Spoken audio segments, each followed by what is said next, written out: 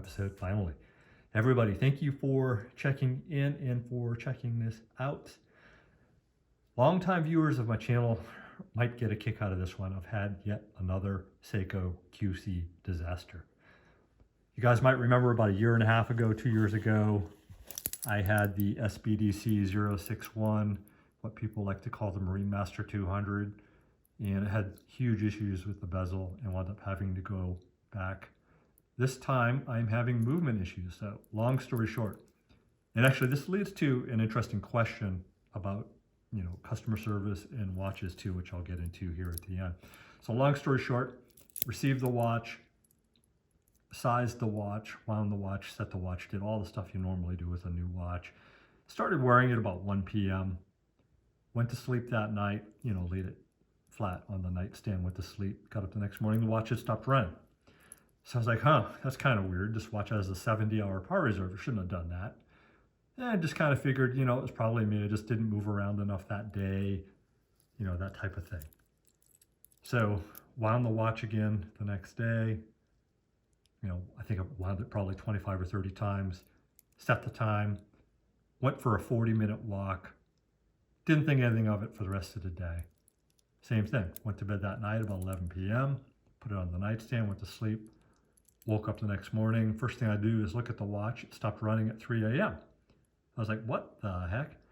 So I contact Nauman Watch, and this is where it leads to an interesting question. I contact Nauman, and I said, hey, I've got this watch I just purchased from you. I'm a longtime customer. I bought a ton of watches. I actually bought 2 watches at the same time. I bought this Core Alpinist at the same time. I said, this watch has some sort of an issue with the power reserve. What can you guys do for me? And they said, well, before you do that, make sure you hand wind it, make sure it's fully wound. I didn't tell them I have a channel or anything like that. I said, okay, cool. They said hand wind it 80 times, wear the watch, go to bed, check it again, see what happens. It'll be fine, I'm sure. So they instructed me to hand wind the watch 80 times and, wear the watch for the day and see what happens. So that's what I did. Hand wound the watch 80 times, set the time, wore the watch for the day, went to bed, put the watch on the nightstand again, checked it the next morning. Sure enough, stopped running at about 2:30, 3 a.m. So now I'm like, all right, this thing has issues. Just my luck with Seiko lately, right?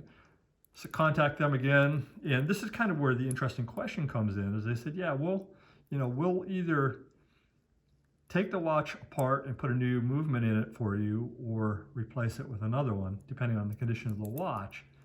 And to me, especially somebody like myself where, I've obviously spent a lot of money with them, they should just be sending me a new watch, no questions asked.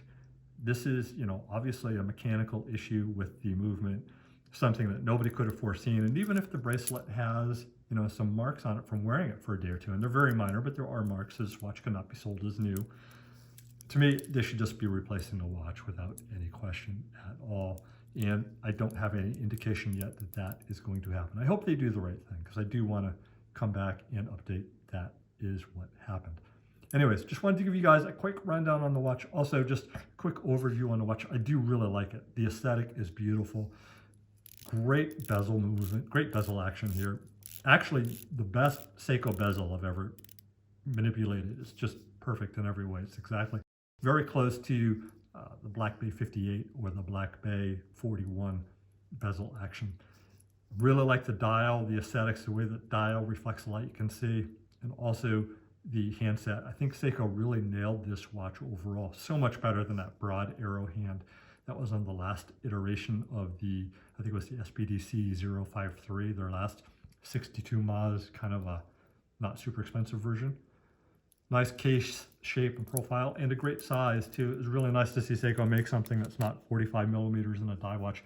Give you guys a quick look at it on the wrist. And here's a look at the Alpinist Core as well. I'll give you guys a review on this as well when the time comes. So take off the core.